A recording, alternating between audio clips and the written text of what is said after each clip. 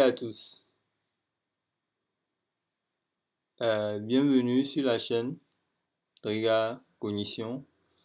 Et dans cette vidéo, je vais vous expliquer une manière simple de maîtriser les valeurs remarquables dans un cercle trigonométrique.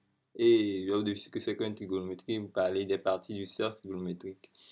Ok, n'ayez pas peur, ce n'est pas compliqué, vous allez comprendre.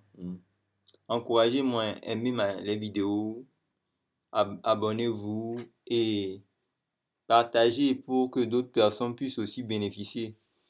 Ok, sinon on est là pour partager les connaissances. Ok, c'est ça. Donc, et d'apprendre de nouvelles choses. Ok. C'est bizarre. Ok, c'est pas bizarre. Hein. Dans le plan menu d'un repère orthonormé OIJ est orienté dans le sens direct. Qu'est-ce que c'est que le sens direct? Le sens direct, c'est ce sens, c'est ça que j'ai fait comme ça.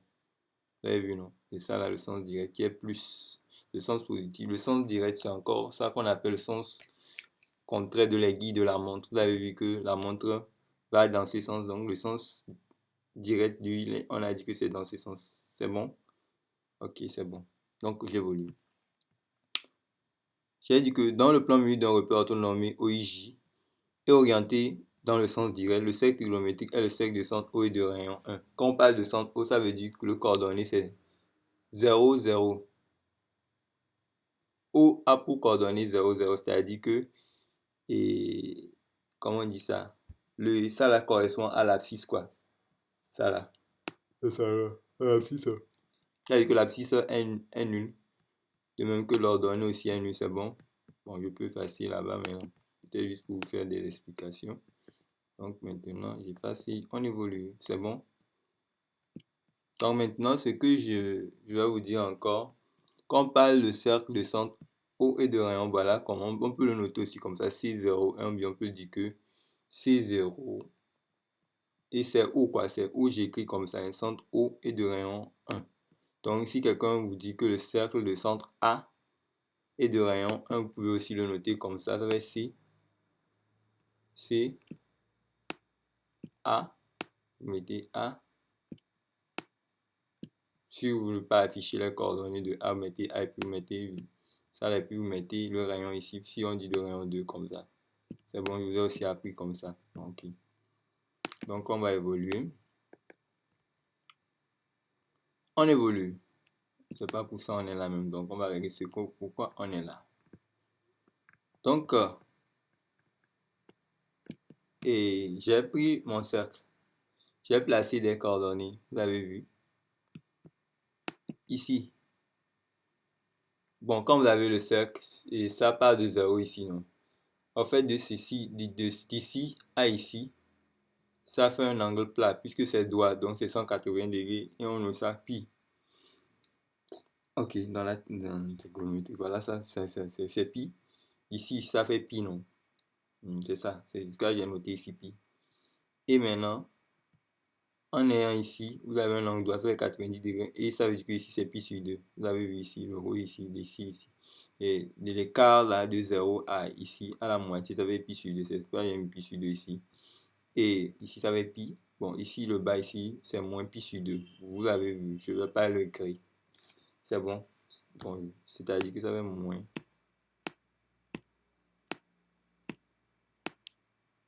pi sur combien? Je l'ai écrit. Ok, c'est bon, non? C'est bon. C'est moins pi sur 2, j'écris comme ça. Ok. Et je dis, bon, ici c'est 1, non? En termes de, si on pense ça comme dans un repère autonome, la distance d'ici, ça fait 1. Mais c'est que l'ordonnée est nulle ici et l'abscisse c'est 1. C'est bon. Ici, l'ordonnée est nulle et l'abscisse c'est moins 1. Ici, l'abscisse est nulle et l'ordonnée c'est moins 1 ici. C'est bon, c'est tout, il n'y a rien de compliqué. Bon, maintenant, on va apprendre les valeurs remarquables maintenant. Voyons voir ce que ça va vous réserver. Voyez voir. Comme vous avez vu que notre cercle c'est comme ça, non? Ça veut dire que le cosinus si vous en utilisez bien, le cosinus, c'est sur l'axe des abscisses. Et le sinus, c'est sur l'axe des ordonnées. Donc, le cosinus X, c'est ça. Et le sinus X, c'est ça. Bon, au fait, sur la figure là, c'est affaire de cosinus X que j'ai passé l'angle, c'est X. Sur l'autre, regardez un exemple de figure ici. Regardez ici. J'ai mis sinus, j'ai mis alpha. Donc, ça veut dire que ça va être sinus alpha, cosinus, et non, ça va être cosinus alpha, sinus alpha sur cette figure là, ça. Ok. Et ici, c'est l'angle ici. Et ici, c'est alpha l'angle. C'est bon. Je vous ai expliqué aussi. Donc, maintenant, ben, ça veut dire que si vous voyez bêta, gamma, n'importe quoi, vous pouvez faire ça aussi. Pour savoir ça. Donc, on évolue. Qu'est-ce que je fous même? Bon. Bon. Regardez vous-même. On va pas beaucoup parler, mais on va expliquer ça.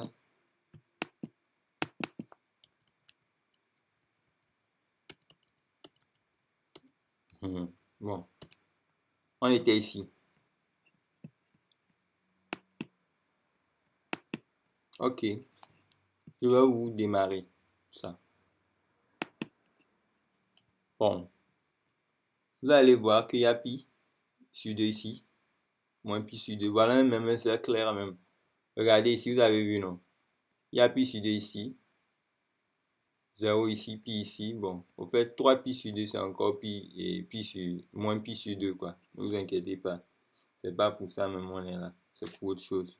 C'est pour les valeurs remarquables. Ici, 3 pi sur 2, c'est encore pi sur 2. C'est bon. N'ayez pas peur, c'est bon. C'est juste en termes d'écart qu'ils l'ont noté comme ça. Bon.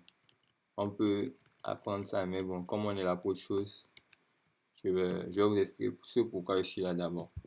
Vous allez remarquer que quoi? Le cosinus X, si X vaut 0, le cosinus X, ça fait 1. On peut l'identifier grâce à l'affaire de coordonnées là.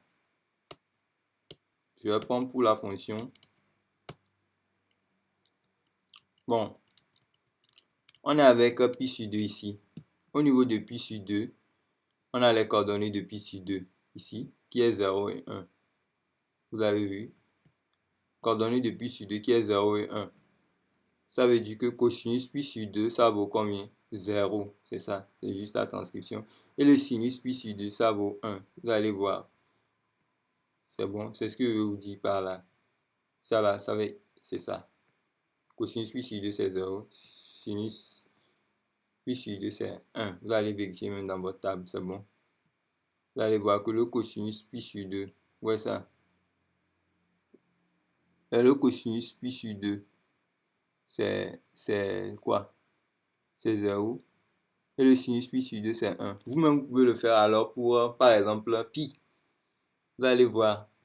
Aïe, aïe, aïe, j'ai effacé les coordonnées ici. Je vais l'écrire, vous allez voir. Et vous-même, vous allez voir avec vos propres yeux que ce que je dis, c'est du sérieux. Donc, ici, ça veut dire que je peux nommer ça D, non? D là pour coordonnées, bon, ça veut dire que ici, ça fait X, c'est moins 1. Et quoi? 0, c'est le coordonnée, ça de D, ça. C'est bon?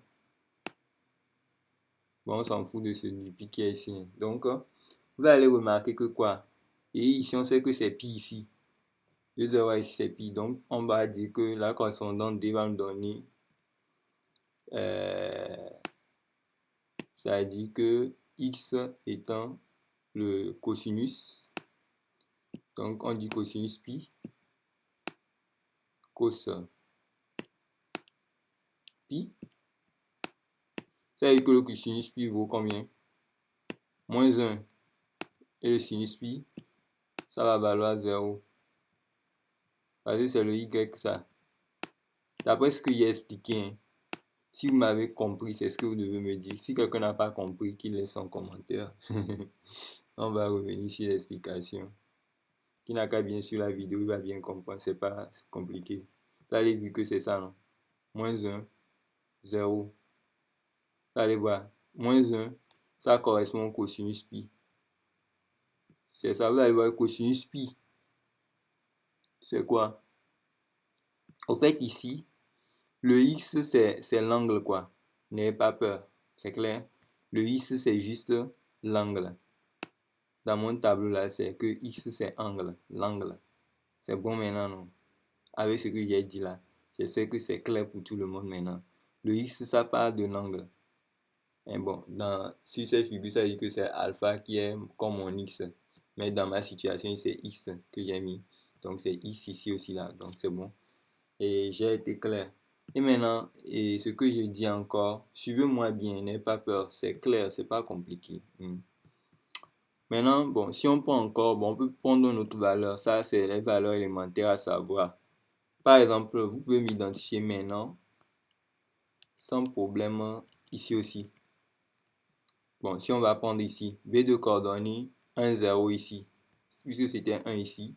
Donc, on peut identifier ça. Ah, ici c'est 0. Ça veut dire que mon X, ça vaut 0. Donc, cosinus X. Vous pouvez me faire l'identification, vous appuyez sur pause, vous me donnez ça. Donc, cosinus 0, c'est combien? C'est-à-dire, connaissant les coordonnées, et dans le repère orthonomie OIJ, vous pouvez utiliser avec les valeurs des angles appliquées à la fonction et trouver et dire ce que les valeurs remarquables là, ces valeurs remarquables là, c'est les valeurs facilement remarquables que je donne d'abord, puis ce que vous allez, je vais vous apprendre un astuce pour lire les autres sur le cercle sans souffrir. C'est bon, on est là pour ça. Donc 0 ici, c'est bon. Donc, et quoi? Et cosinus 0.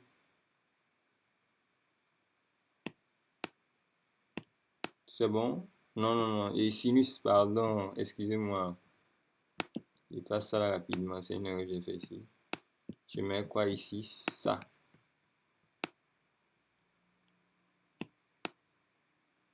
Sinus 0. Prenez le soin de regarder la vidéo là. Ça va être peut-être long, mais ce que vous cherchez, vous allez gagner. C'est bon? Donc, ça, c'est la correspondance. Vous allez voir que c'est ça. Et le cosinus 0, oui, c'est égal à 0. Le cosinus 0, ça vaut 1. Et le sinus 0, ça vaut 0. Vous allez voir ça, c'est ça. X égale à 0. On a cosinus, c'est-à-dire le X, cosinus 0, c'est ça. Ça vaut 1, c'est ça. Vous avez vu.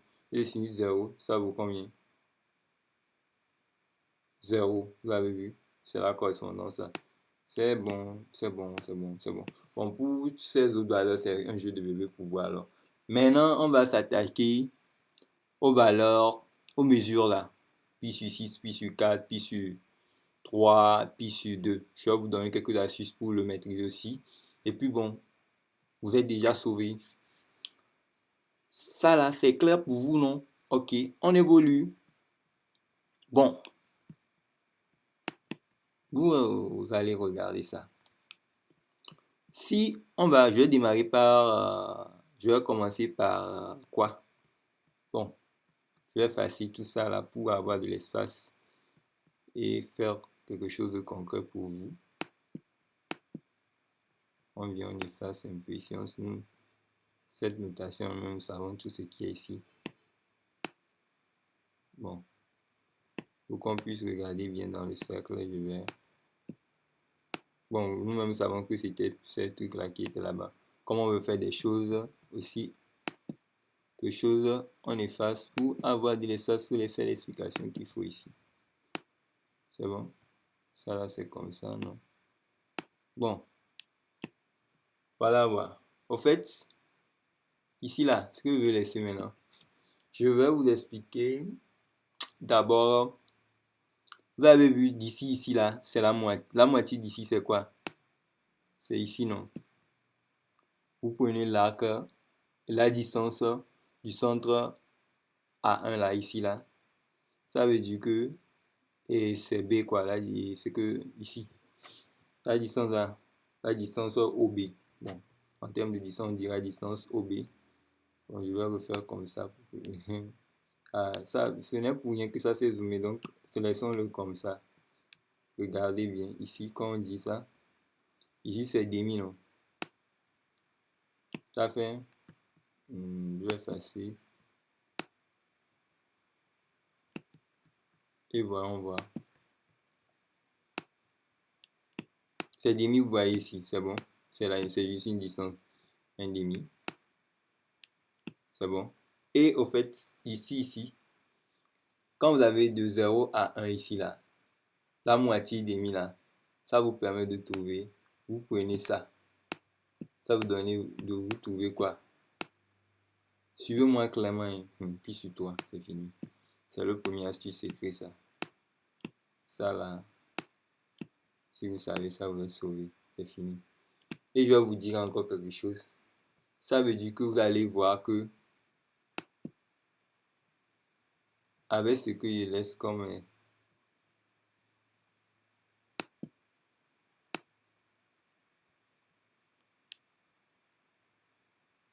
que je vous. Voyons voir. Ok.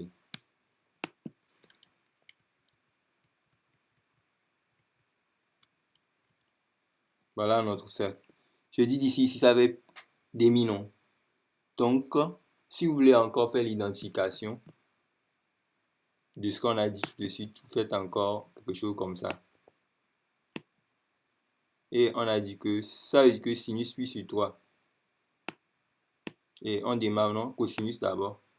Cos, en termes de coordonnées, on va dire que cos puis sur 3.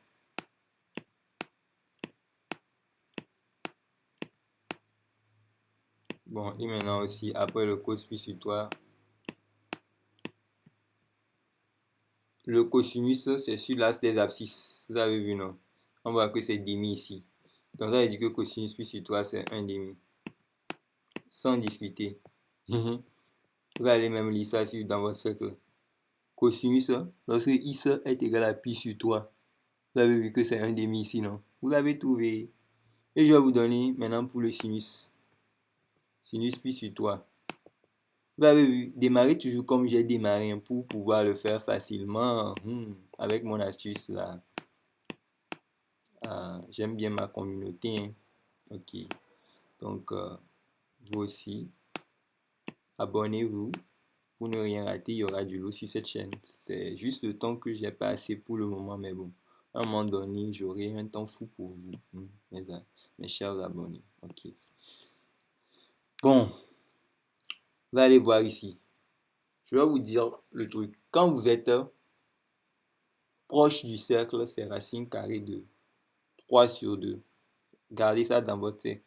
Quand vous êtes tellement proche du cercle, comme si vous voulez sortir du cercle, voyez ici, non, on est proche.